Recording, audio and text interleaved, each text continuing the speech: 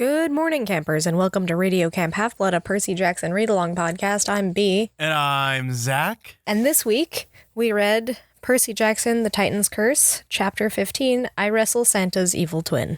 Man, this is some type of escape clause, don't you think? There was no real Santa in this. I was kind of hoping that there was going to be some sort of SantaCon run-in with a bunch of Santas. I don't know. Well, did you want it to be like all the Santa scene and Jingle All the Way with like the illegal black market of toys that all the Santas bring together? Jamie, give me Turbo Man. Yes, exactly. That's kind of what I was picturing. Yeah, I was kind of picturing that. It wasn't the case, though. It was, what's his name? I believe his name was Nereus, and I know we're going to get messages from this because I just call him Smelly Fish Hobo Man. Magical fish-smelling dude. I guess the best way to put him is he just smells like fish, man. Like there's like some descriptions, like the way I was thinking about how he looks is how H.P. Lovecraft describes all the people or the denizens of Innsmouth in the shadow over Innsmouth, how they're like half fish people. Yeah. He sounds really gross. Well, this entire chapter I can summarize very, very simply, and that is Thalia gets power hungry and Dionysus F's things up. Mm-hmm. Just smelly, low-tide creatures. Yeah, it's gross. Also, Percy Jackson wrestles a homeless person out of context. Yeah, this is kind of a weird chapter, if we're being honest. Well, no, that is exactly what they saw because all the homeless people were talking about, hey, you can't do that, let's get the police. He's like trying to steal his money because even the fish smelly guy, which I will eventually remember his name, I was like, help me, I'm being robbed, money. And Percy Jackson's like, I'm not trying to get your money. Right, yeah, a lot happens. He does. Which, you know, as a bystander, if you didn't know what was happening, I don't exactly know what the humans saw via the mist, if they were just like, that young man is attacking a homeless person, in which case that's like kind of an awkward situation for everybody. Also, you'd think that he wouldn't have a lot of money if he was just like dressed insanely, like on the side of the road. Or actually, he was like sitting on some sort of dock just basking in the sun. Well, it's one of those things where it's the idea. Once again, this is actually like a trend in this book I've noticed. We've had 3 separate instances of homeless people being mystical creatures. We do, actually, yeah. So wait, there's this one, there's the one with Apollo. And what was the other one? There was the other one, I think it was in the last book. With oh my god, there was another one with another mythical homeless person. Oh no, it's like the idea of them riding the rails and doing all that stuff. But I guess it's the weird like fetishization of like the mystical homeless person. Oh, yeah, riding the rail. Yeah, I know what you mean. I feel like it's like, oh yeah, you never know. It could be a homeless person, but really it's a Greek god. It makes me think of like the What If God Was One of Us song, you know what I mean? It's like, oh, they're hiding in plain sight as a homeless man on the side of the road. Well, I was thinking about kind of what this was doing, and this reminded me of in a lot of myths and a lot of things, even like Christian folklore, about an old man or someone that looks like a poor like beggar that comes into a person's house and like they get denied and they get to the other person who is like slightly more poor, but he still offers them food and water and bread and a place to stay, and they're rewarded. It's like a morality tale almost, and I think that trickles into Greek culture. Right, and then the homeless guy ends up being like an angel or something. Yeah, something similar to that. Yeah, because it's the idea of you take like a beggar character or something, and obviously everyone's going to see them as a beggar, but the one true nice person is going to take them in and feed them no matter what. Yeah. It's something similar to that, I feel like, with how Rick Riordan's talking about the homeless person characters in this book. Is how they're all like, they're homeless people, but there's more than meets the eye. Yeah. There's just a lot of weird stuff that happens in this chapter, aside from the Nereus stuff. It's... As I was reading it, I'm like, wow, this is escalating very quickly. Well, yeah, because it's the weird thing again. It's like the idea of the split chapter where half of this could have just been like the Nereus stuff, and then the other half could have been with a good old fashioned right, exactly. Dr. Thorne. Kind of smoosh it together, and then it ends on like this kind of intense moment. Yeah, and I like both halves of this chapter, but once again, like the first half is much more interesting because it's Percy Jackson pretty much doing another Greek myth where he has to like chase and like basically hug a whale and save the world. Whereas the other half is just Dionysus solves everything with a click of his fingers. Yeah, that was surprising. I mean, we'll get into it, but there's just like a lot of characters don't exactly do what you would expect in this chapter because Talia actually ends up being a threat, and then Mr. D ends up helping, which is sort of the reverse of what they normally are. Yeah, and that was once again, it's like the hard thing. It's like I like Mr. D as a character. You might not. I find him very annoying. But for me, it's like when he cares, he cares. That's what I love about Mr. D is that like he only when like the world's at stake, he knows what's good, but he just tries to ignore everything. But that's just me. But the idea of that Thalia has to make this decision, which, things are starting to unravel almost. Like, oh no, what's going to happen? Oh no, no, no. So anyway, yeah, the chapter starts off with, speaking of Talia, very freaked out because she's being held by these angel automaton statue things, and she's horrified of heights, but she can't tell anybody that because she's embarrassed. Yeah, it's very much like never-ending story. Like Percy Jackson has his hands out, and he's just like, "Woo, I'm flying!" And Thalia's just making sure like she has her eyes closed, and that she's just like, "Oh my god, I'm gonna fall off this thing. We're all gonna die. I'm gonna throw up, and then I'm going to die." I mean, to be fair, I would also be horrified in this scenario, but she is also the daughter of Zeus, so you would think. Yeah, I wonder if they're ever going to really explain why she's afraid of heights, or if that's just like a character trait, or if there's like a justification for it, because Percy is like incredibly comfortable around water because of who his dad is. So I don't really understand why she's afraid of heights, like how that makes sense within the canon. It's one of those things where I think it's one of those things where it's just a quirky aspect of Thalia, where she's afraid of heights, even though her dad's the son, or her dad is the god of the sky, pretty much.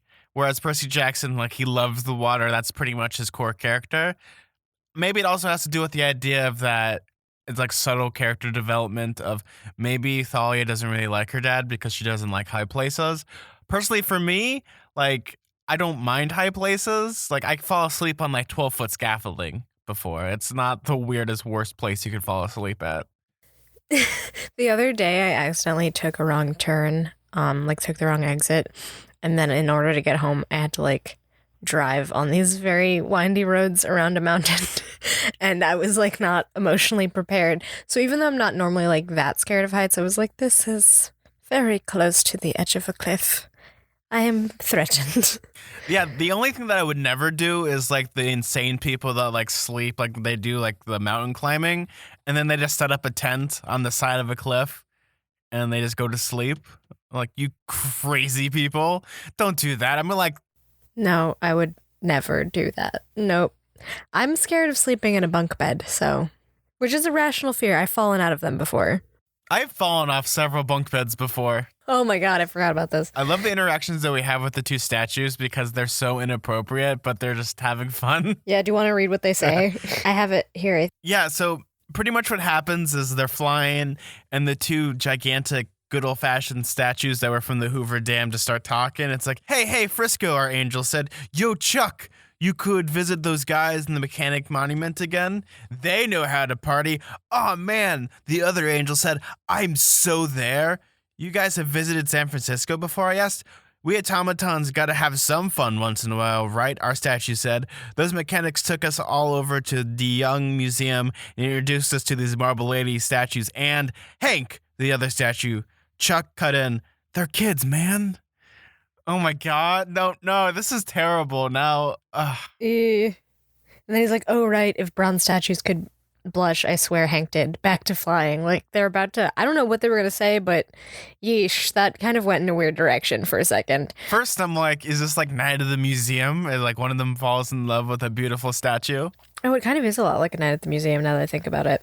But it's one of those weird things, is like you don't think about it too hard. I think it's more like a joke for the adults reading the books to the kids rather than because like, I guess so, yeah. To a kid, they wouldn't understand the innuendo a little bit.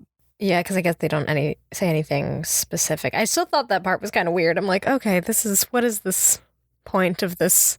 Rick Riordan was just having fun in this chapter. Like, I need them to say some dude bro stuff. Yeah, I guess because he was trying to establish that the statue automaton things are kind of bro-y, I guess, and kind of partiers. I don't know. I love you, bro. Bro. You're my bro. But pretty much, they fly to San Francisco. I love all the interactions they have with kind of each character has like a little quirk they have, such as Grover's playing his pipes. Zoe is like hunting billboards and like shooting Target logos. Right. I love that. I thought that was a very funny detail that she every time she saw a Target logo, she's like, "Oh, gonna get the bullseye every time." It's one of those funny things because every time you've seen a Target logo, I'm just like, I really just want to hit that bullseye. One of my favorite pictures is the one where it's a car that got into a car accident and like rolls off to the side and it just misses the billboard that says Target by like an inch and it just says so close. What a disappointment. I mean, it's sad that there was a car crash in general, but at the very least, you could have gotten a bullseye. Come on. I think the people in that car, they're all right. I'm sure they're also like, oh man, I wish we hit that sign. It would have slowed our car down a lot faster. Oh man, we're terrible. But yeah, so they get to San Francisco, and this is where all the weird things happen. Whereas like Zoe's like, we gotta find Neelis. So pretty much what ends up happening is it's like, okay, we gotta go to Goodwill. We gotta make you, Percy Jackson, look like a homeless kid. Yeah, what is he? What do they call him? Like a common vagrant or something? It's like No, perfect. A common male vagrant. Right, exactly. I wish it'd be like. So in my head, I'm thinking about how Zoe's doing this, like because she's so out of time, like she thinks it's like the 1930s, so she gives him like the stovetop hat with like the rip on the top, Perfect, very normal. and like yes, and they give her like she gives Percy like a bindle. It's like perfect. Now let's get that stubble going. I think Okay, your name's Beans. You lost all your money in the stock market. Make sure to say that. I think the outfit that they pick out for him is intentionally 60s-ish because of it being San Francisco, so they're trying to, do that kind of like 60s hippie thing. It wasn't 60s-ish. I was like 90s grunge, I think, because there's flannel. Well, no, but it had like a rainbow hat and stuff too, Oh, okay. right? I guess Percy Jackson's trying to have flower power. So I think there's like a hippie aspect to it too. Oh, so we skipped over the thing where they vaguely tried to explain Rachel Elizabeth Dare. Yes, you mean the world's greatest character that's 3 names that will never come back whatsoever? That may or may not be a serial killer? So this is the last time they're going to mention her? Oh, maybe. Who knows? But yeah, so they kind of bring up that the whole thing I love about this is they don't re-summarize the whole chapter from previously. Percy Jackson just fills them in, gives them the 411, and they kind of bring up an interesting aspect how some mortals can see through the mist while others can't, and no one can explain why that is. Which you asked me about last time. You were like, oh, who else can? And I said, oh, Percy's mom. And then that's who he mentions in this chapter. He says, yeah, my mom was like that. She had seen the Minotaur on Half-Blood Hill and known exactly what it was.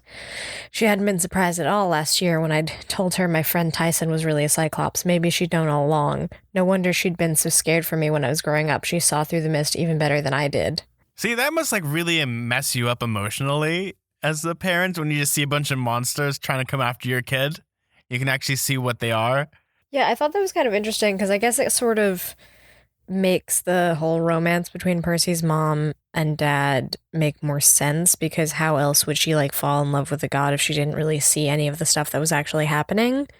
Well, no, because, it's one of those things where any god can wine and dine a person. Like, I guess that's Dionysus true. has a bunch of kids. Apollo has a bunch of kids. Even Athena has a bunch of kids. Like, there's things like that. It's like, you don't have to see through the mist for God to, like, wine and dine you. Look at Zeus. Like, man, if you look at most of the mist, like, he's a terribly messed up person. Like, he turned into a geese Oh, yeah, totally. and starts, like, making love to people. And, like, oh, good God, no, stop, Zeus. Yeah, there's a lot of creepy stuff going on with Zeus. Well, yeah, that's just Zeus. I love the thing in the first book where Poseidon, like at the end of the book where Poseidon's like, he should have just been the god of theatrics because he's always so theatrical. Yeah, oh, so I guess that's like not the justification specifically for why she's with Percy's dad, but it kind of like makes sense that she would like understand that world a little better than the average mortal for some reason. They don't really explain why. Yes, or maybe it's something like in Harry Potter, how people can see thestrals because they've seen what death is. Maybe it's something similar to that. We don't know. Do you think it has to do with death? Oh yeah, in Harry Potter, there's like the weird skeleton horses, the thestrals. The only way to see them. No, I know what you're talking about. I'm saying it's not that kind of thing. It's not because she's seen death and she can see through the mist. There's like some other. No, I don't. I don't know. I'd be interested to see what justification they have for why she can see through the mist, or if they ever even bother to explain that. Maybe not. You're not going to tell me. It's one of those things where, Rick Riordan does talk about things like this. Like, there's always a setup and a payoff, either in one way, shape, or form. Even with this chapter, we talk about how we thought, like last chapter, I did bring it up, but to most people prior to that chapter would think that would be a plot hole, how Percy's mom can see through the mist. Right. I believe maybe when Rick Riordan wrote The Lightning Thief, that actually was a plot hole, so he had to add it into this book. And then he retconned it. Like, oh, I gotta cover my tracks so good old Percy's mom can see the Minotaur. That kind of makes sense. I don't know, or maybe he thought of it from the beginning. There's no way to know. Or maybe not. Well, oh, God. Unlike J.K. Rowling, Rick Riordan's just like, well, this is what I written. I'm not going to revise a single thing. If it isn't in the books, it ain't real. For those of you listening now, this has probably happened a few weeks before you're listening, but we are in the wake of another J.K. Rowling won't shut her mouth update. Jeez, just stop typing. Someone needs to just take away her phone, please. No, it's too late. She's like Legion. She just has like an armory of herself. Like someone tries to like murder J.K. Rowling and then another one just pops up. It's like... No, yeah. It just splits off into two more. Yeah. Cut off one J.K., another one shall take its place. Exactly, yeah. And then they all have smartphones and they're just like, you can't stop me, I'm typing it right now. Lavender Brown was actually a lizard the entire time. An assassin. I'm just making this. I just like the next thing J.K. Rowling says is that you see the Wizarding World's actually controlled by a bunch of lizards. Government. Oh no, it's actually canon now. You see, Azkaban was an inside job. It was actually orchestrated by the Dementors to let Sirius Black out of prison. Okay, what are some of your made-up bad Harry Potter headcanons that you want to just... What are the kinds of things that you could imagine J.K. Rowling just deciding to stay? Like, just throwing a dart at a board. Like, okay, so Sirius Black was actually black the entire time, but we didn't mention it. You should have guessed because his last name is Black. I don't even know what my bad Harry Potter headcanons are. Mm-hmm. No, my headcanon is Sirius Black. She throws it on the board. Secretly faked his death. So there was another board because Sirius Black hated Harry Potter. Yeah, that totally makes sense. Exactly. Yeah, that's it. That's all we're gonna talk. That's Harry Potter Hour with J.K. Rowling, not sponsored by J.K. Rowling or the Wizarding World. Definitely not. Please go see The Night in the Dark Hearts coming to good old fashioned Universal Hollywood this May. Wait, what is that? Oh, they're doing like a light show with Defense Against the Dark Arts and Death Eaters and stuff. It's going to be all like spooky, scary. Doesn't she have enough money? Doesn't she have like all the money in the world? Well, it's not her doing it. It's the parks putting it on. That's kind of cool. Oh, okay. That kind of makes sense, but just let it die. Just can we let it die? No, same as how we can't let die that the mythical hobo is in the story because Percy Jackson ends up impersonating. Well, okay. I know we've talked about hobo names, but what would Percy Jackson's hobo name be? Like if he has someone asks him. Yeah, something water related, I think. I want to say it's Puddles. I don't know. Puddles is pretty good. Puddles the hobo. Yeah, I don't know if I could think of one better than that. There's Puddles, Aquatuna. I don't know about that. That one's kind of weird. Sandy? Sandy the hobo. Well, no, if he's from the 60s, his name would be Ocean Wave or Ocean Master. Now we're just trying too hard to make an ocean pun, I feel like. Man, yeah, we're like puddling over. We're just really leaning into that specific. We're like really in still water right now. This sucks. Okay. Anyway, yeah, Sandy. That's my best guess. I got it. His hobo name would be Sweetwater. That's just like the name of a music festival or something. But yeah, so pretty much what ends up happening is Zoe's kind of mad because, she knows who this mythical hobo as Neelix is. I want to say Neelix, but that's wrong because that's a Star Trek character. No, there's an R in it. It's Nereus, I think. I want to keep saying Neelix, but I know it's Nereus. It's either Nereus or Nereus. It's Nereus. I just keep saying Neelix. Hi guys, I'm Neelix. No, he's a cartoon for some reason. No, he's an alien in one of the Star Trek shows. He's the cook, and he's just a comedic relief. And that's how he talks. But pretty much what ends up happening is Percy Jackson has to impersonate this homeless person, and he goes to the docks.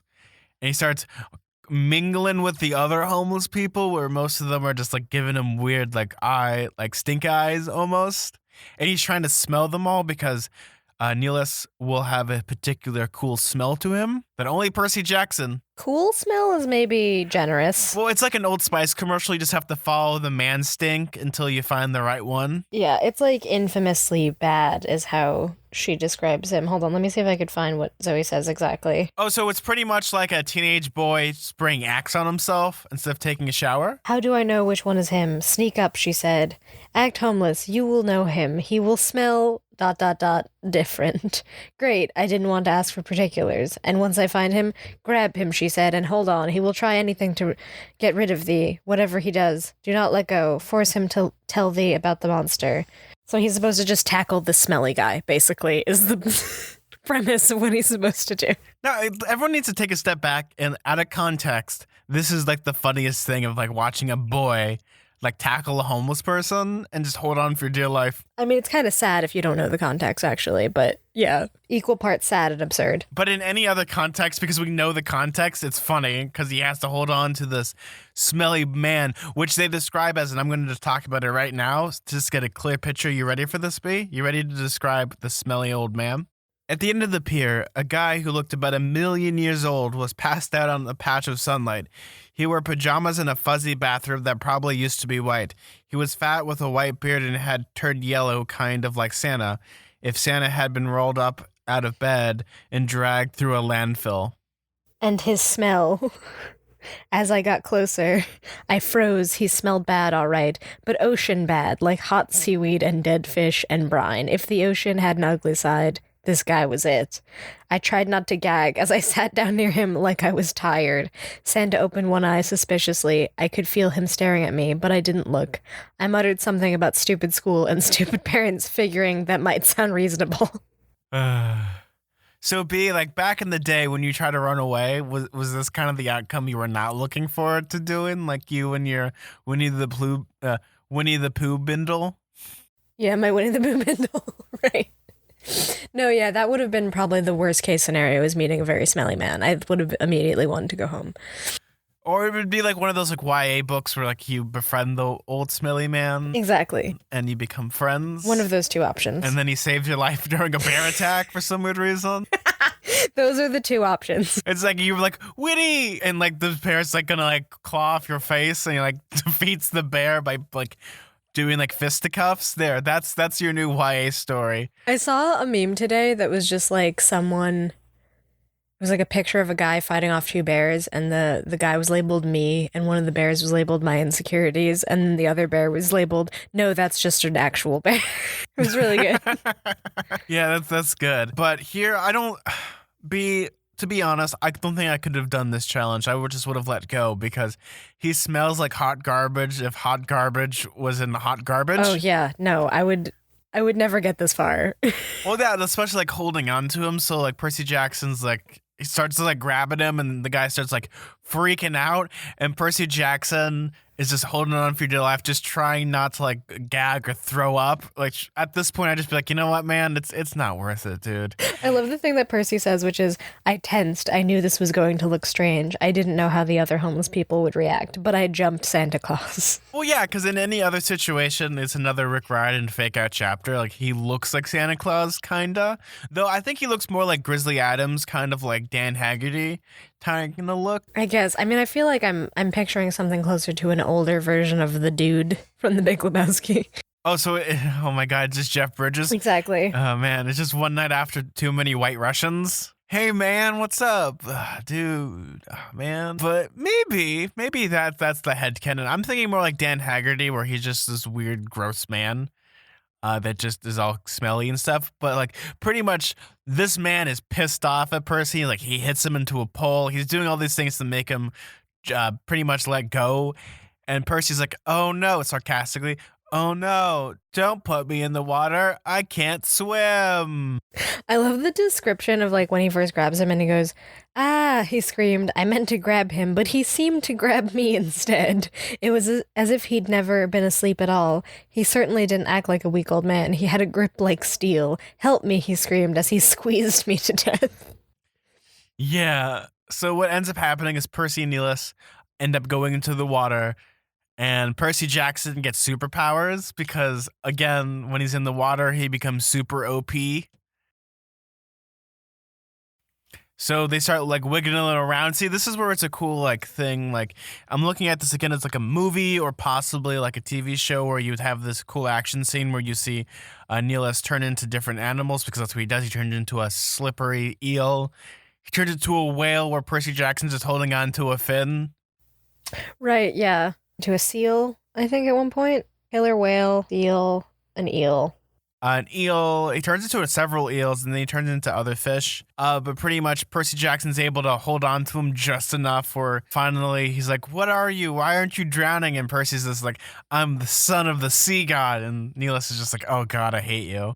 He's like, "Oh, that guy, right, stealing my thunder." No, I love what they call him. Let me find the quote because it made me chuckle. Pretty much like when they have that response, and Neelis is like, "Curse that upstart. I was here first." Like, pretty much because it makes sense because, Poseidon wasn't really the sea god. He's like a very early sea god. There's different versions of sea gods. Right, exactly. So I think that's funny. It's like, oh no, Percy Jackson's dad is like a millennial. It's like, you creepy upstart person, get off my lawn with your... He's the millennial version. How the new gods are stealing all the old gods' jobs. Kinda, something similar to that. But Percy Jackson holds on, and pretty much they finally get shot out into a dock where conveniently all of his friends are there. And Percy Jackson asks him one question of thee. Yeah, so here's this sneaky kind of, it's almost like a genie, I feel like. It's a similar kind of idea of like, you have to be very careful in the way that you phrase your question. Well, yes. Or it's like, I think it's more like the monkey's paw almost, because you have to just be very, very careful. Right. Now, before You we get, actually like, a get into wish, the sort of. question, Yeah. B, what would your question be? In Percy's scenario? Yeah, like you have captured this man, and you get one question. I mean, I would have probably asked what he asked, because I don't even know how I would have been more specific than that. Really? You wouldn't ask where Artemis is? Well, because he says, "Where's the monster?" But I feel like he thought that was the most important. He didn't know what the monster was, and I do think it's important that he does know that, because it then becomes kind of an important plot point towards the end of this chapter. So I guess it's like not that bad of a question. Yeah, I suppose, but it's also, that wasn't even his first question. His first question is, where's Annabeth? Where is she? Annabeth, right, but he thought that would be selfish to ask, because again, like, it's important to find her, but also there's a lot of other questions, and I think in knowing where the monster was and what was happening with that kind of helps him solve the other problems, because if the world ends because of this monster being sacrificed, then there's no saving anybody. Yeah, there's no saving Percy. I don't know, like the questions I would probably ask if I had one question would be something similar to that, but it would also be something that's like, what's Kronos' ultimate plan? Oh, that's like a big one, huh? Well, if he knows everything, that means... I guess he wanted like a more immediate answer, though, because Kronos' ultimate plan, like, he could know that, but then it doesn't really matter when there's all these other stuff that he needs to know answers to, like where Artemis is and where Annabeth is. Well, then you would still get the same response. Then his ultimate plan is to kill Bessie and steal its innocence. So you would still get the same effect. It's just different because they have to figure it out themselves. I guess, but he asked the right question though, because it was fun. That was like an important thing that he needed to know anyway. So I don't actually think that was that bad of a question. At first, he was like disappointed because of, well, I'll just read what happens with Nereus, because he goes, well, this is like what Percy is saying internally as he's mulling it over. Only one question per capture, that's the rule. I looked at my friends. This wasn't good. I needed to find Artemis, and I need to figure out what the doomsday creature was. I also need to know if Annabeth was still alive, and how to rescue her. How could I ask all in one question? A voice inside me was screaming, ask about Annabeth. That's what I cared about most. But then I imagined what Annabeth might say. She would never forgive me if I saved her and didn't save Olympus. Zoe would want me to ask about Artemis, but Chiron had told us the monster was even more important. I sighed. All right, Nereus, tell me where to find this terrible monster that could bring an end to the gods, the one Artemis was hunting. The old man of the sea smiled, showing off his mossy green teeth. Oh, that's too easy, he said evilly. He's right there. Nereus pointed to the water at my feet. Where? I said. The deal is complete. Nereus gloated. With a pop, he turned into a goldfish and did a backflip into the sea. You tricked me, I yelled. Wait, Talia's eyes widened. What is that? Moo! I looked down, and there was my friend, the cow serpent, swimming next to the dock. She nudged my shoe and gave me the sad brown eyes. Ah, Bessie, I said, not now. Oh, that will do, cow. That will do. I mean, he did think about what to ask, and it was kind of a difficult thing that he could only ask one thing. But yeah, they do answer the question about what the monster is. It was definitely like a real bait and switch, and I didn't guess it at all that's what. Really? It seems kind of like... Yeah, I didn't. I thought Bessie was important, but I didn't think that it was the monster for some reason. It's almost funny because when we had this conversation originally, when we had about Bessie, you were like, there's something weird about this cow. Yeah, I knew that, but I thought that maybe it was just being set up as like sort of a Deus Ex Machina thing, because then Bessie does show up and help them at one point, right? because it warns them of the soldiers appearing. So I thought maybe that's why the character was there to like help them at some point later on. But I didn't think that it was the monster. Like my brain just couldn't understand that this innocent monster was actually the scary one that would bring about the end of the world. Like that, those concepts didn't mix. And that was the point. Rick Riordan wanted people to be kind of misguided by that. Well, I like the idea of the misdirection because who would think that a cow serpent would totally be the end of the whole Greek pantheon? Yeah. Like it's such a great bait and switch because again, the weird thing about the Greeks is that they have weird OCs. Hey, let's take a cow and we'll make it into a serpent and we'll have a super sneaky serpent cow. Exactly. Yeah, the thing is, I think he intentionally makes you kind of conceptualize of this end of the world as like a giant monster that's just gonna like swallow the world or like attack people, or that's how it's gonna bring about the end of the world. The idea of this monster being like a sacrificial thing that then brings about the prophecy, like that's not presented as an option, so it's not like the first thing that would come to mind, I think. Yeah. Though I just want to talk about good old Bessie because they give it an interesting name and how it's pretty much we're gonna butcher this. Let's just say it because we're gonna butcher it right now. Anyways, Ophotaurus. I think it's Ophio. Ophiotaurus. Because that means Ophio means serpent, and then Taurus, like the zodiac sign, it's the same thing. Taurus is like a bull, so it's Ophiotaurus, which means serpent bull in Greek. It's like a bovine, Ophiotaurus. But pretty much, B, what is the worst thing that an Ophiotaurus can have? What do you mean? It's a joke. What is the worst thing an Ophiotaurus can have? It could be lactose intolerant. Okay, I'm quitting the show. That's it. You've passed the final straw. Bye, everybody. It's a real knee slapper there, B. And I thought about it in 30 seconds. Hopefully it's good. So hopefully someone thought it was funny. I'm glad you thought about it in 30 seconds and not like you planned it like way before we recorded. Oh, no. That's bad. I wouldn't do anything like that. But come on. Just imagine seeing this thing out in the wild, a gigantic cow that looks like a snake as well. I'd just be like, I'm good. Thank you, though. It's like kind of cute and kind of creepy at the same time. The mooing is kind of cute. No, what's cute is a two-headed calf. This thing is like Satan's like pet cow. It's a friend, though. It makes a little moo and wants to be friends. Yeah, but then it like hops out of the water and just like, Father, why do you cry when you see me? I like that Grover speaks cow all of a sudden. Well, Grover speaks every type of animal because, okay, remember in the musical he speaks squirrel. Right, that's true. But then, yeah, so Bessie says moo. Grover gasped. He says his name isn't Bessie. You can understand her or him. Grover nodded. It's a very old form of animal speech, but he says his name is Ophiotaurus. You know what pretty much Grover is in the story and throughout the series, I've just realized? What? B. He's Meowth from Pokemon. Wait, Grover is? Because he could speak everything? Yes, because he can speak to animal. Yeah, he can speak to all the Pokemon.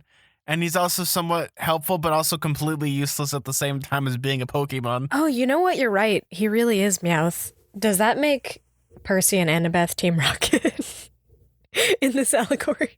Or analogy, rather? Yeah, obviously, Annabeth is Jesse, and good old Percy is James. I don't know who Talia is in this scenario. It kind of falls apart if you think about it too much. But yeah, I see what you're saying.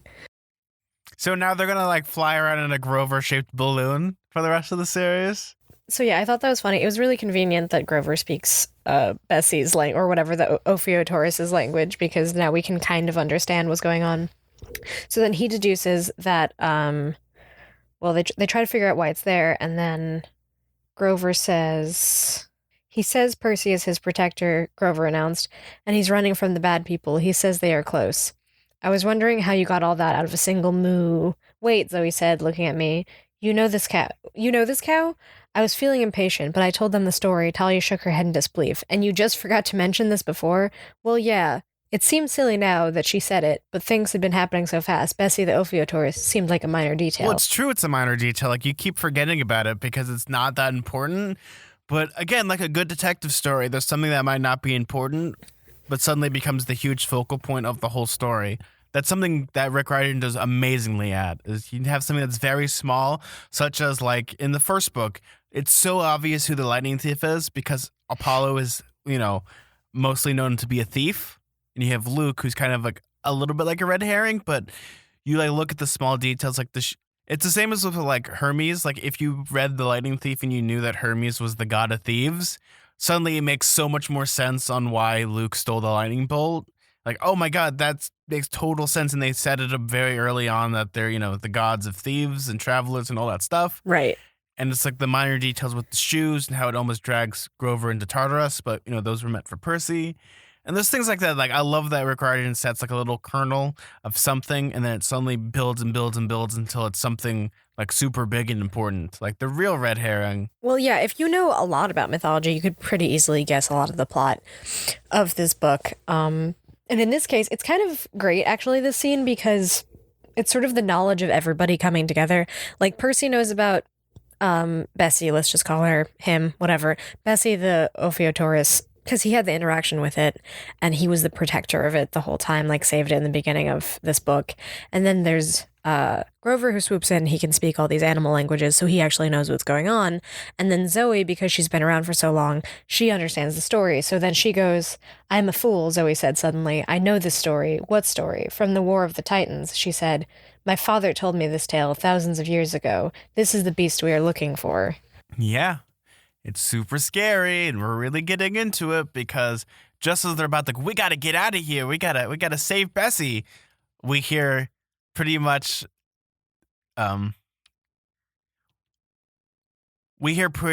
like evil, like French laughter, and we realize, oh no, Dr. Thorne's here. For some reason, like it's like the subtitles, evil French laughter intensifies. Here comes the evil French laughter. It's either that or like for some reason like the national French anthem starts playing. Like, oh no, it's coming. What? The French? No, worse. Dr. Thorne. Which I love the description they give to him. Like he's in like a dark trench coat and he hasn't shaved and he has super greasy hair, the kind that like can like fry French fries. And he has like his group of mercenaries and they're all like ready to like murder children, like their guns are aimed and everything. Like, oh my god, we're not playing around anymore. I've noticed that my brain has been doing this every time that... Is he a principal? What is he exactly? A headmaster Thorne? Something Thorne. Yeah, I don't exactly know what role he is at that school. But every time he appears, I keep picturing the actor Bronson Pinchot. I think probably because, first of all, I think he could play evil French dude very well. Like, just aesthetically, I think he could pull it off. And also in The Chilling Adventures of Sabrina, he plays an evil, like, principal character. And literally the character's name is Principal, like, Hawthorne instead of Thorne. Like, I feel like, I don't know, my brain is merging these characters somehow, even though he's not French in that. But, like, I don't know. That's, like, my fan cast, I guess. And I can't, like, not picture him every time he appears. Like for me, like when I think of Dr. Thorne, I always think of like the idea that he's a shapeshifter and has like a rubbery face type of stuff. And I think of there's an actor, I think I got confused with another person, not him, but another French actor called Dominic Pignon. I'm totally might be pronouncing that completely wrong. He's in a movie called Delicatessen. He's also in Alien Resurrection. He's also in Amelie. But he has like a really rubbery face and he has like a lot of his acting's a lot of like expressions and just doing physical comedy. So he would be perfect for that role, I think, in my fan cast. Oh, yeah. Okay. I could see him playing that too, actually. Yeah. Oh, especially like his creepily expressive face. Yeah, he has like a creepily expressive face, and that would be perfect for Dr. Thorne because, he is a shapeshifter, how he turns into a manticore. He does turn, well, he is a manticore the whole time. He just hides as a person. But yeah, I feel like it would be really interesting to see who he'd be cast as, like in some sort of adaptation, because it's like such a creepy, weird character. It would probably be some jerk or something. Just some guy. Well, because the problem is when I think of fan casting, it's always, I prefer the person that's better to fit the role rather than just getting like a triple A star. Like, yeah, that's where the business side of my brain starts to play. It's like, do you really want to have like a triple A actor? Like, let's say like Sam Neill playing Dr. Thorne. I guess Sam Neill, I always consider him a triple A actor. He's always spot on. But it's like, do you want him for like a 15-second cameo, which is going to cost a lot of money rather than getting someone that might be their first chance to actually, show their acting chops? It's one of those hard things. Yeah, I feel like it would be kind of hard to play this character and not be too cartoony because of like the very goofy French accent, especially. It's just like, this is just perfect, the manticore gloated. Like, just, I don't know, sometimes the way that they write out his accent is hilarious. Well, it could easily become like Pink Panther-esque. Yeah, he's like goofy, kind of. Like stupidity, where it's they overplay the French. It's one of those, it's hard. It's so hard. But I love the interaction they have here because he's here for the cow and he's like, where's the beef? He doesn't actually say that, does he, right? He says it internally. No, he doesn't. Well, he says it internally and I said it externally because I'm an old person at heart and like only 6 people still know what that is other than it being like super pop culture-y. I remember that commercial. B, most of the people probably don't know what that is nowadays. You ask someone where's the beef? Okay, I forget that there are 12-year-olds listening, and that horrifies me because I am 1,000 years old. I'm sorry. So in this idea is that Dr. Thorne is this like, oh look, there's Bessie. Yeet. That's exactly what he says. And then he just yeets the cow. Why is it so much fun to say that?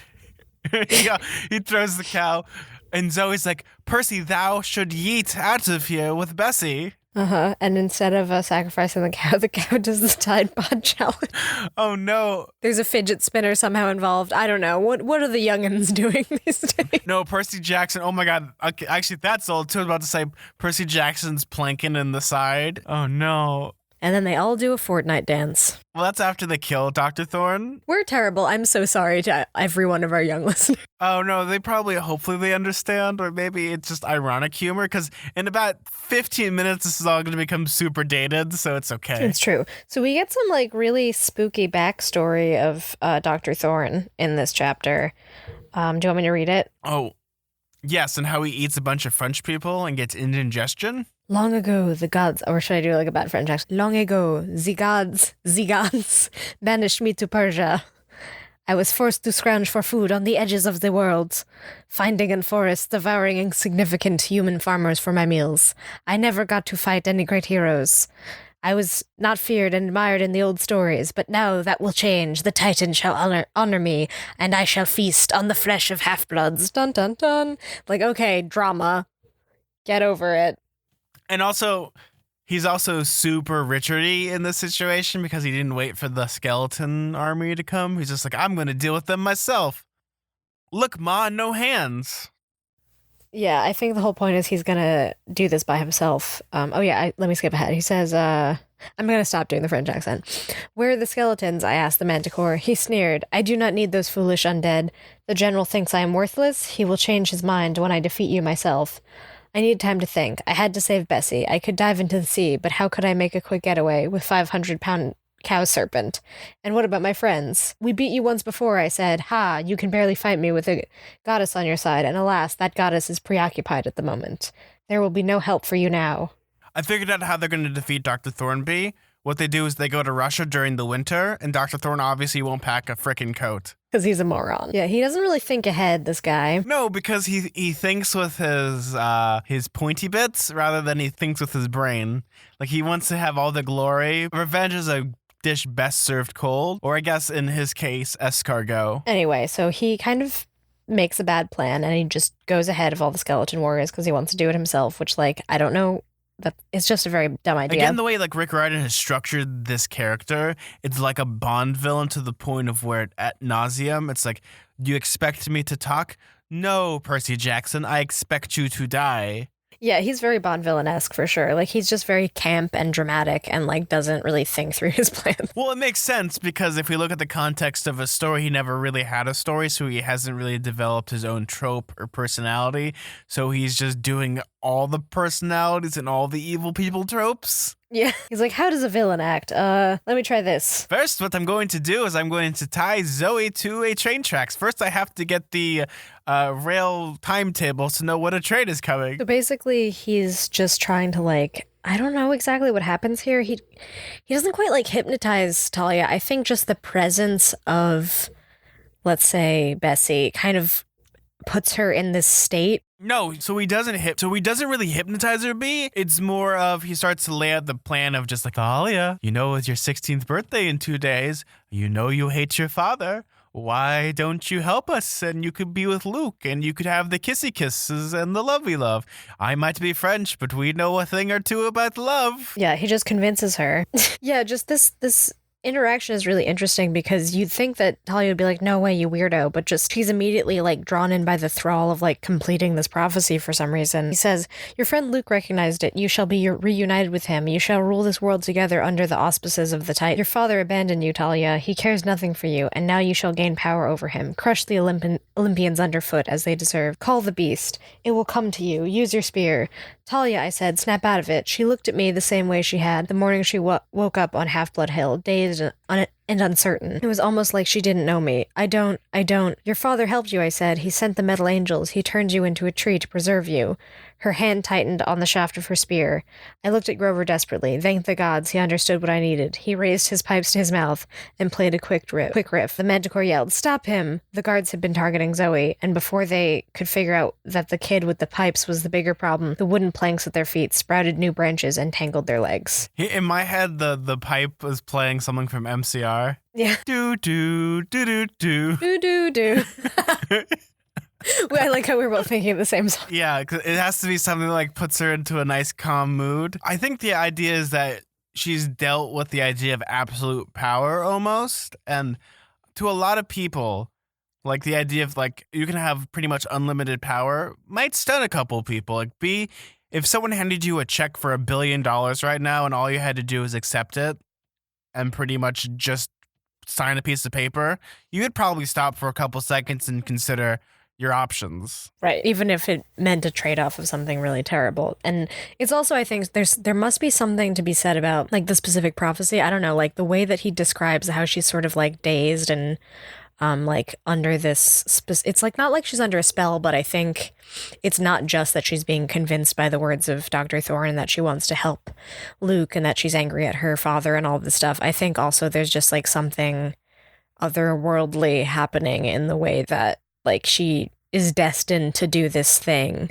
Well, destiny is not set in stone. Like I've watched Terminator 2.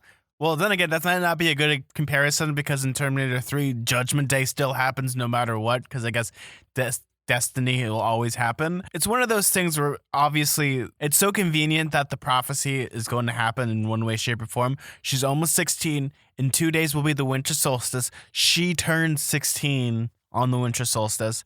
She now knows Bessie, and all she has to do is kill the creature and pretty much sacrifice the organs on a fire, because Zeus was the originally to stop that. And remember, she has nothing to lose. All she can do is gain whatever she wants, because technically she's dead, or everyone still thinks she's dead in the world, and her mom's dead. She has no family other than Luke and Annabeth. Right, she has nothing to lose. Annabeth is currently lost, and for Luke, she hasn't even had like a confrontation with the man, so she can't really tell if he's like Hitler evil yet. Yeah, I'm glad that we don't see her just sacrifice Bessie, because like I thought for a second that was what was going to happen. It was going to like end on a cliffhanger of her doing that and then like the world ending, but that doesn't happen. Instead, they kind of like get her to snap out of it a little bit, and they run away. And then they're kind of only saving grace is that Percy sees like a little kiosk selling some crystals, and then he sees like the rainbow and thinks, oh right, I could do an iris message. And of course, he does the iris message, and instead of someone much more helpful, like, say, Chiron, it's none other than Mr. D being his typical jerk self. Yes.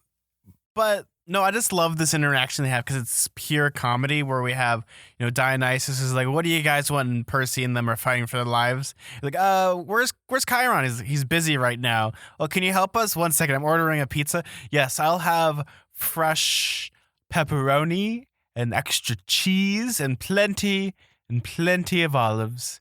And like, help us. And he's just like, you have to say the magic word. Even though I love that Percy Jackson has to say please to him, even though it's against his better judgment. Like, fine. Yeah, he's like, oh, I guess this is kind of my only hope.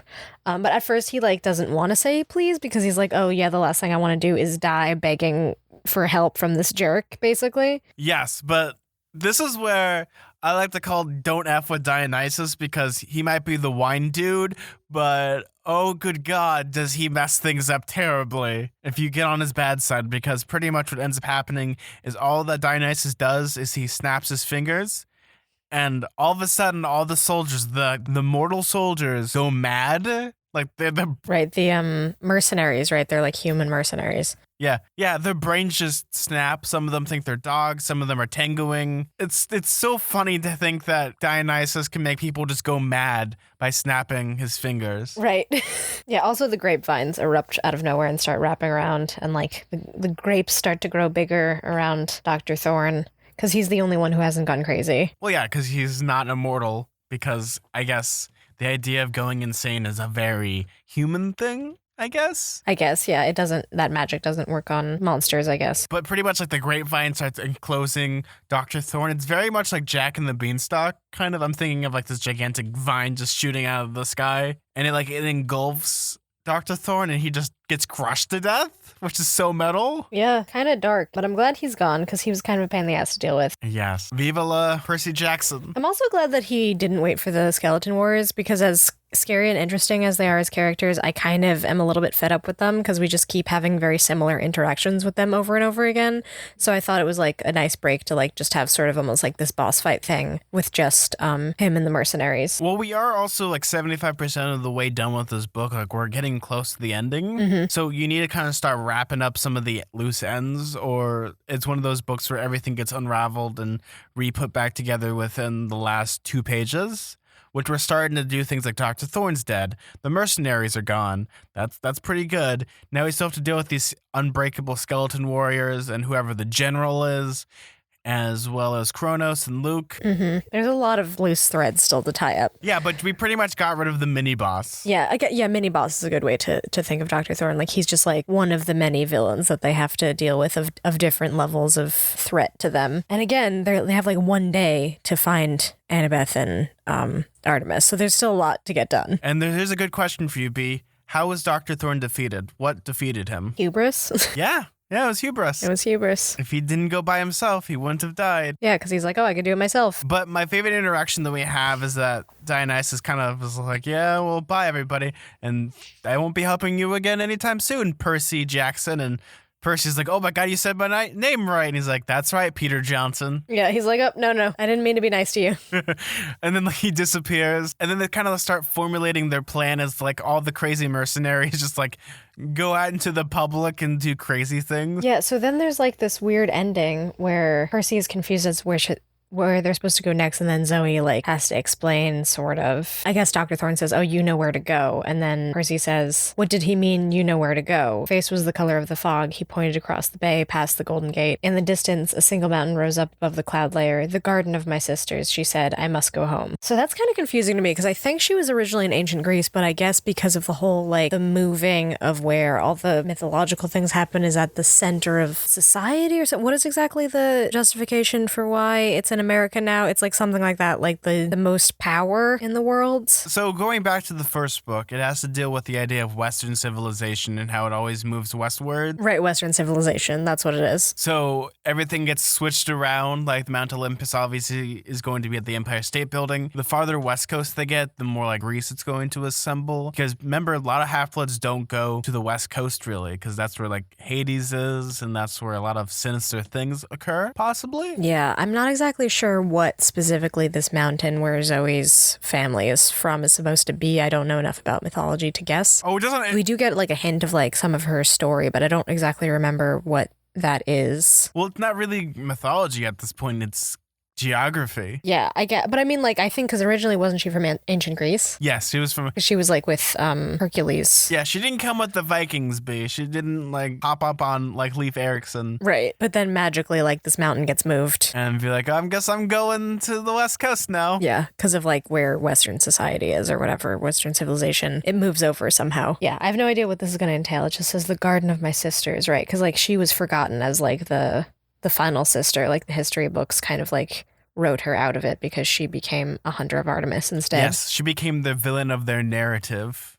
If I'm going to use a Hamilton quote. Yeah, or she didn't even become a villain. She was actually just completely written out. Like they just don't even acknowledge her, which is almost sadder. Yeah, I always think of like, when I think of like things being rewritten, I always think of in Monty Python and the Holy Grail, Castle. What, you saying that he wrote Ugh in the stone before he died? No, like the castle's actually called Castle Ugh. Well, that's stupid. But yeah, maybe there's some more sinister things because remember, history has a funny thing of repeating itself a little bit, and now Zoe's coming all the way home. She's taken the long way home, but now she's coming home. Yeah, I have no idea what this is going to entail. Her meeting her sisters again and showing up. I don't even know if they're going to, I guess they're going to remember her, but I don't exactly know. Well, I mean, why don't we just read the name of the next chapter and maybe that will give us some hint as to what that could be. So, B, what is the name of the next chapter? We meet the dragon of eternal bad breath. So there's a dragon, I guess? I mean, I'm going to say that this is a literal dragon. That's pretty reasonable that there's a literal dragon. Why do they keep meeting smelly creatures? Why does this keep happening? Is it because it's a kid's book? Yes. Yeah, I think it's because like the whole scatological smelly type of humor is funny to people who are young, I guess. But well, to kids, like smelly things are funny, like farts, and smelly awful things like smelly feet. And yeah, right, exactly. We even forgot in the last chapter there were the fart arrows that they shoot at Dr. Thorne. That's like prime kid humor for some reason, like bodily functions are funny. Well, then again, to adults, it's a completely different thing, but it's like fart humor is like to kids. That kind of makes sense. I think that that's part of like the very kid specific thing about these books that I don't find as relatable is like some of the humor does feel very specifically middle grade to me. Like most of the story I still find really interesting, but like sometimes the humor I feel like, oh, this is very specifically like middle school. You're gonna very rarely have in these Percy Jackson books like witty observation or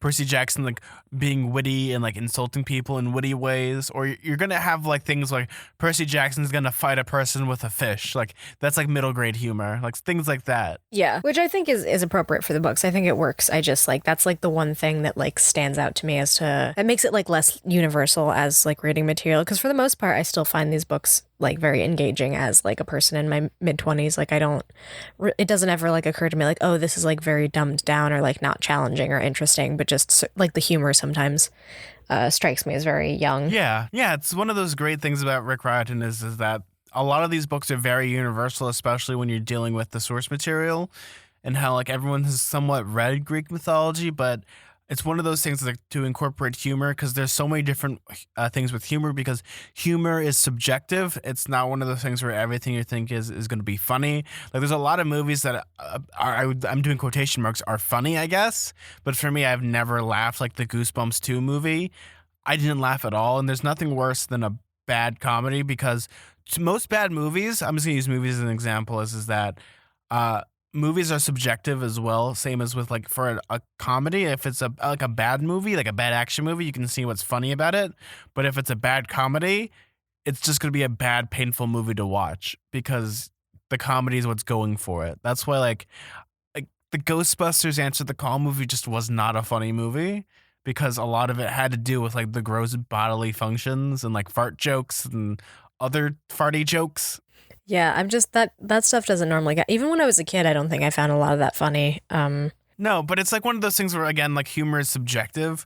So like there's like great comedies that you can watch and just be like on your like butt, like laughing and like crying.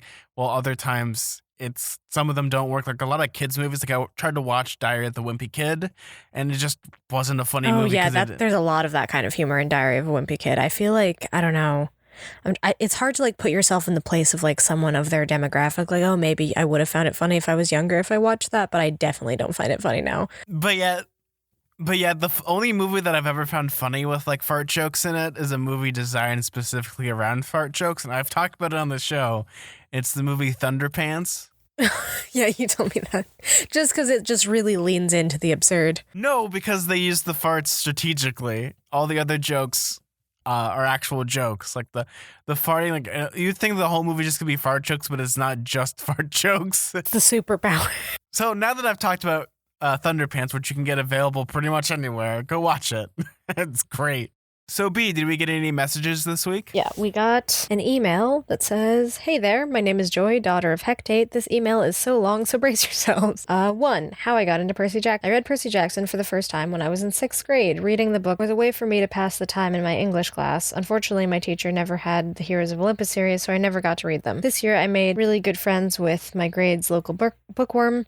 She let me babysit her books, and I ended up reading Percy Jackson again and finally got to check out the Heroes of Olympus series. I personally like Heroes of Olympus better than Percy Jackson because of the new characters it introduces and the different point of view. I can't wait until you guys start reading it. I did the calculations, and by next year, March, you guys will have been done with Percy Jackson. It's going to be great. Yeah, I guess that maybe next March. Who knows? Wow. So thank you for doing the math. I guess we'll be done. Thanks for doing the math. I'm not very good at math, so I'm just going to trust you on that. I'm thinking it's like the movie Hidden Figures, where there's just a bunch of people just doing calculations for us. Yeah, I trust you, but I literally don't know if that's true or not. Part 2 of the email, how I found your podcast. So I started getting into podcasts about 2 years ago. I remember only listening to one specific podcast for the longest of time until I started branching out and listening to other podcasts. Last year's ending of May, I confessed to my book friends that I had never read Harry Potter. Naturally, they flipped their lids and forced me to read the books, so then I started reading Harry Potter and fell in love. I'm not sure how, but I found a Harry Potter podcast. It was a literature read-along podcast like yours. Made me fall in love with literature podcasts. Soon after I caught up with that podcast, I started looking into literature-based podcasts. More on those podcasts in paragraph 4.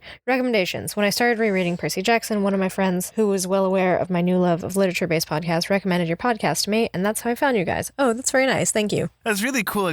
When our podcast is going through word of mouth, that's actually really neat. Something really funny happened where I commented on something on Facebook the other day, and it was like a local group just for like town in the Hudson Valley, and then this person messaged me and said, hey, so I saw that you liked my comment. I thought that you seemed familiar, and then I realized, oh, that's B from Unfortunate Associates. And I was like, oh my god, you recognized me. Isn't that funny? Oh my god. It was like such a weird coincidence. See, it's one of those things. Like I heard that at podcast movement or one of the podcast conventions that came up recently, there was a problem of people bumping into walls because they were closing their eyes when they were listening to people talk because look, it sounds like an Onion article, doesn't it? It does sound like an Onion article. Because, they're not used to seeing people's faces, but they're used to hearing people's voices. Maybe one day I'll be recognized for something I do, but that's okay. Hopefully it's for man eating all pies and pie store. Why I like you and your podcast. After finding out about your podcast, I binge listened to every episode nonstop. It was really a great way to pass time at work. I quickly fell in love with you, not only the podcast, but you too. You guys are both genuinely funny and amazing people. It's really great that you guys analyze the series critically. You guys pick on all the details I missed while I was reading the series. I've been preaching the word to everyone I know to go listen to your podcast because it's so good. And even though I'm too young and uncultured to understand 97% of the references of you guys make, it's okay because I'm learning a lot and that's cool. Uncultured is a kind of mean word. I feel like you're just not a very specific kind of nerd that we are. Well, yes, like the specific nerdy things that I like might not be nerdy to another person. Right. I don't understand half the things Zach says.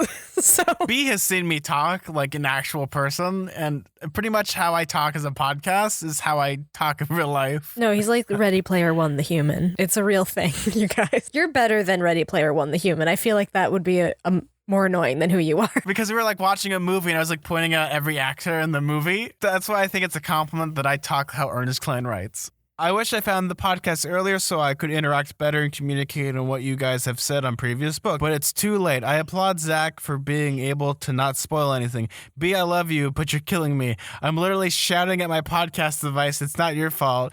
You just don't know any of the juicy things that will happen. You know nothing, B. Yeah, it doesn't quite work when you don't have the 2 syllables of Jon Snow. So number 4 is recommendations. I'll just read the 2 recommendations pretty much. So this is what they recommend people should listen to. They should listen to Potterless and the Amazon Book Club. Oh, I've heard that Potterless is really good. I know that Sarah listens to Potterless a lot. I think I've had a conversation with Sarah about Potterless when we were at the house. Yeah, she talks about it a lot because it actually is kind of similar to our show because, is the premise of that is that one person isn't familiar with Harry Potter and then they're reading Harry Potter because it's kind of similar to what we're doing here because I don't know about Percy. Well, I know a little bit about Percy Jackson now, but still I'm learning as I go. It's something similar to that, but also they read like fan fictions. So it's just like a different type of analysis. If it's a good fan fiction or if it's a bad one. But B, we do have some questions from our young listener. You ready for this? Mm-hmm. Who is your favorite god so far? Mine is Apollo because he's so cool. He is very funny. I quite like Apollo too, actually. I'm trying to think. So we've met Apollo, we've met Zeus, Ares, Hades. Well, we've met Ares, we've met Aphrodite, we've met Dionysus, we've met Poseidon, we've met Hades, and we've met Zeus. I think Apollo, actually. Oh, yeah. Most of them are jerks. I think Apollo's just kind of like goofy and agreeable. And he's kind of like an annoying bro sometimes, but I find him to be fun, and like the way he's just like, I just made a dumb haiku. You should make a haiku also. Like, I don't know. He's the most human seeming of the gods we've met so far. Like, he seems like he would be fun to hang out with. Yeah, a lot of the other gods are kind of jerks. Like, Poseidon's kind of a jerk to Percy. Zeus is kind of a jerk to Talia. Yeah, I guess Hades hasn't done anything too irreparable. No, out of all of them, he's been the most honorable. Hades is pretty cool. I don't like Ares. I think Mr. D is a jerk. Yeah, so probably either Apollo or Hades. I really like Athena. That's my reaction because we got to see. Oh, Athena's good too. Yeah, I like her. She's been helpful, I think. Yeah, and she's also super nerdy, as to be expected for the goddess of wisdom and war strategy. We haven't seen much of her though. We only saw her that brief time at the Hoover Dam. Yeah, but if you go by like Annabeth's personality should be similar to Athena's, so they'd be very similar people. That's true. Yeah, I mean, but you're just extrapolating. I guess as far as like characters we've really gotten to see. Oh, I guess also what's her name? Goddess of Love. It's escaping me. Artemis? Or are you talking about Aphrodite? No, not Artemis. The opposite. Aphrodite, yes. Yeah, you're talking about Olivia Newton-John. Got it. Yeah, she was really funny. I mean, we only saw her briefly with that scene with Percy in the car, but I thought that was really great too. I thought she was really interesting. Yes. And then another question is, who's your favorite new character introduced in the Titan's Curse? Mine is blank because wink, wink. The wink is for Zach. He'll get it, hopefully. Oh, yeah, I do get it, and this makes me smile. Zoe, I think. Zoe's hilarious. I don't like her as a person. Oh, wait, are you pro Bianca or against Bianca? Bianca's kind of annoying. I mean, she kind of has redeemed herself a little bit, but it's like she picked the worst time to redeem herself. She's like, oh, I feel bad about Nico, so let me just steal this thing and like cause everyone to be in mortal danger. Like, that was a dumb thing. I don't find her to be that interesting of a character, honestly. Except for, I guess, like the weird time travel thing. That's kind of compelling, but that doesn't have much to do with her so much as just what's happened to her. Zoe is just a funny character. I find her like whole... but for me, it has to be Thalia. Thalia's a great character. Thalia's not new to this book because we met her last book. Yeah, but that was a teaser. That's not... It's like you can't really say like... I guess, yeah. Talia's really great, obviously. B, you can't really say Esme Squalor was in the first season of Series of Unfortunate Events for the last 10 seconds of the series. Just because you meet her for a second. Yeah, I guess I would say Talia then, because you see her for like a second at the end of Sea of Monsters. But yeah, she's more of a main character in this. I'm a big fan of Talia, and I'm not a fan of Zoe so much as like I find her to be funny, like all of her anachronistic confusion over like modern like colloquialisms and things like that, but also. Actually, I like Talia and I like Zoe and I like the way they interact because they kind of bicker and have this thing against each other. And I think that's very funny. So probably that. That's a great dynamic between those two. And that's what makes like great comedies when you have people that banter, like Planes, Trains, and Automobiles, like John Candy and Steve Martin. Like their banter is so great in that movie. Like things like that's what makes like Zoe and Thalia's interactions very comedic. But B, are you ready for the next question in this? Mm-hmm. Do you guys like anime? If you do, what's your favorite anime or what anime are you currently watching? This is a random question, but oh well. Thank you for being amazing people with an amazing podcast. Please keep staying mortal. Oh boy. Oh boy. B, do you watch anime? Not really. I mean, you told me that you were in your anime club when you were in high school, which is hilarious. Oh no, B, I wasn't in my anime club. I was the president of the anime club. Oh, you were the president. Sorry to demote you. Yes, you were the president of the anime club. Also known as the captain of the nerds. I have a confession to make. I haven't been watching anime in a couple of years. It's just really time consuming, but my favorite anime of all times is The Melancholy of Haruhi Suzumiya, and I'll leave it at that. Yeah, never heard of it. Yeah, I don't really watch anime. I've watched Miyazaki movies sometimes. So I guess Totoro, like that's the closest thing I could say to that. I don't really watch anything else. It's one of those things where you could easily recommend animes and stuff. Like for me, if I had to give like 5 really quickly, is Haruhi Suzumiya, Welcome to the NHK, Another, because that's pretty much Final Destination, the anime. Other ones, Gurren Lagann. I'd also recommend Macross Frontier or any of the other Macross or Robotech series if you like mechas or Gundam. Other shows, I'd recommend JoJo's Bizarre Adventure, but that's like one of those shows that for me is hit or miss. Other than that, Lucky Star, if you like a show about nothing. And obviously, for someone told me recently, and this made me feel really old, Full Metal Alchemist, both the original and Brotherhood, except someone told me those are old people animes now, so I like grew a white beard an age. Old people anime. Yeah, it's an old people anime now. That sounds like an oxymoron. That's what I recommend. But thank you so much for that wonderful message. We really appreciate it. And we really appreciate you taking the time to actually type this all out. It was a lot of fun to read it. So we have an email from Annabeth77. Oh, Annabeth. She's not in trouble after all. Hello, Zack and B. I know I emailed you just the other day, but I wanted to say how much I enjoy the compare and contrast you two make with the other books. Thank you so much. I've never thought about some of the things you bring up. You've made me think about so many new things. From A. Chase. Oh, thank you. What a sweet message. So we got another email from William who says, Hi, I'm William. To be brief, I want to thank you guys a lot. You motivate me when I do bookwork or other performance tasks because I am homeschooled. I hate school. Thanks a lot. And P.S. I ship you two. Wahahaha. Okay, so B, when you mean by shipping, you mean like, are we going to go on a cruise together? I really want to go on the Joko cruise. Mm-hmm. Yeah, we're co-captains of a pirate ship.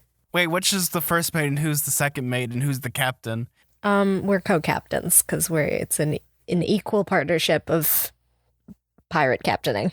Knowing my luck, I'm going to wake up on a little island in the middle of the Caribbean and be like, oh, look, it's just a bunch of rum everywhere. Why did you burn the rum? Going to be a lot of mutiny, and we'll leave it at that because we thank you guys for doing all that stuff, like you're wanting to ship us, but we've been friends for the longest time. I consider B as a sibling rather than anyone I would possibly want to ship or date or any of that stuff, but we really appreciate it. But thank you so much for that wonderful message, William. Do we have anything else? So we got this message from Cassie. Hi, how are you? I'm great. I'm just wondering what your favorite character is so far in the series. Hope you like the rest of the books and many more by Rick Riordan. Bye! Okay, so we kind of just talked about our favorite new characters, favorite character in general. I think we answered this already on one of the episodes, but I can't. It's Annabeth. Yeah, I mean, Annabeth is definitely up there. Annabeth, Talia is an interesting character. Yeah, probably one of them, I'd say. See, it's hard for me because I don't want to spoil things, so I can't really talk about characters that I like, yeah. Right, because there's other characters you know about that you can't tell me about, but thus far. Yes, because there's plenty of characters like in the next two books that are absolutely fantastic, and people that we've already seen in other series that are fantastic. But actually, throughout this reread, this is actually me. I'm actually kind of really liking Clarice now as a character. Like, I really enjoy her. Oh, yeah, I could kind of see that. I mean, she's interesting. Like, her growth as a character is interesting. Yeah. There's a lot of, like, compelling female characters, I feel like, in Percy Jackson. Like, they all have very complicated, like, backstories, which I find refreshing. That they aren't just, like, one-dimensional.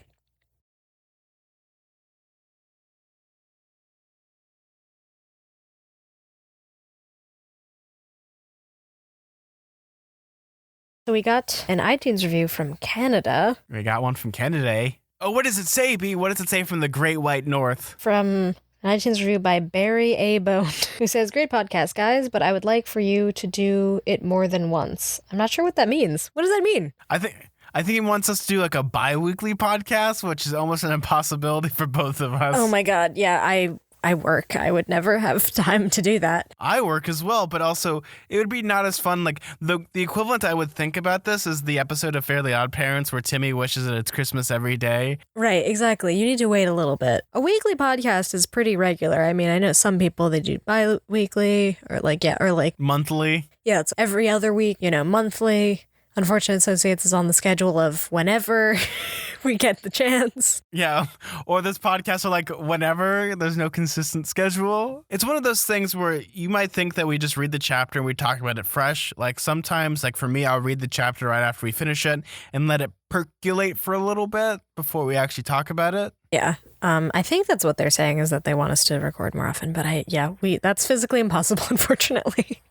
You know, the beauty of having over 60 episodes is that you guys could also re-listen to our show and have it for like 2 months straight now. It's true. We'll get to eventually where you can listen to an episode a day for a whole year. That will be a bop Oh no, that will be a total bop. You could, I guess, also listen to Unfortunate Associates too, because the combined amount of episodes with that is like 100, right? It's like a half a year. At least. So we have done like 65-ish episodes. This is like the 66th if we're counting the one we're doing right now. Oh, so are we about to execute Order 66 on this episode? Yeah. And then Unfortunate Associates has around 55. So like that's about 100, a little more than 100. You could occupy your time with that. I wish that I could record podcasts all the time, but unfortunately I need to make that cheddar. Go to my job making mozzarella. Actually.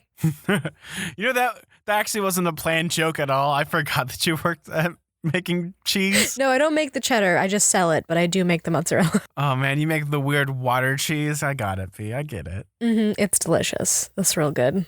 Well, B, where can they find you? You can find me on Twitter and Instagram at bkellygorman, and you can find me on Tumblr at twinpoetry.tumblr.com. If you want to find me, you can find me on Twitter at Suda41. That's SUDA41. If you want to follow our show on Twitter, that's at halfblood_radio. And actually, I have a fun little announcement for you, B, and our whole listeners. I just started a new YouTube channel called Ghoulish Fancies. Oh, right. Yes. You sent me your first video. Yes. So I'm kind of doing this weird thing where I'm making not Let's Plays, but I'm kind of doing a new visual medium where I'm doing, I guess the best way to put it is video essays, but like less essay and more of me rambling about things such as Gears of War and how, mental health in video games and kind of a lot of different aspects of just playing games. I'm trying to get interviews with gamers and people that want to talk and share their stories. So that's kind of the goal of that YouTube series. So let's see how that goes. I have a couple episodes downloaded, and when we finish recording this, I'm going to be uploading a few more. So keep tuned for that. Look at us, regular millennials, just making YouTube. If you want to email our show, you can email us at radiocamphalfblood@gmail.com. Or you can follow us on Twitter, Facebook, or any of the other places that you want. We have a Patreon, so go to Patreon/RadioCampHalfBlood for all your Patreon needs. We have early episodes. We have bonus episodes. We'll have fun, exclusive stuff coming up soon. Thank you guys so much for supporting the show. We were able to actually get an editor. We're able to do things that we weren't normally able to do last year. Yeah, thank you to all of our subscribers. You're so awesome. So that's amazing. We also have t-shirts available at TeePublic, so if you want to buy a shirt with our likeness on it, you can, as well as coffee cups, mugs, and everything in between. Yep, little cartoon faces. I think that kind of wraps up the show there, B. Any advice you want to give to the kids back home? Oh, geez, any advice? Don't sacrifice any animals. I guess. B, I think that might not be good advice when you're dealing with the Greek gods, because Odysseus didn't sacrifice an animal to Poseidon, and he ended up getting lost for about 40 years. But just, in modern times, don't do it. Yeah, it's going to be really awkward, especially when the police come and you scream, they scream, and for some reason the ice cream man starts screaming. For me, my advice is if you're an evil villain, please don't monologue, just kill them already. Yeah, just get to it. And also bring in reinforcements. Maybe I might gloat monologue, but it would be like a good 2 minutes, and then I would just do my business and get on with my life. Maybe he could get a Subway afterwards or something. It's like, think of it like an hourly job. Like you do your evil bidding, and then you clock out for lunch, and then you clock right back in. See, simple as that. Gonna have a quick sandwich, then right back to villaining. Well, I'm Zach. I'm B. And keep staying mortal. Bye. Bye, guys.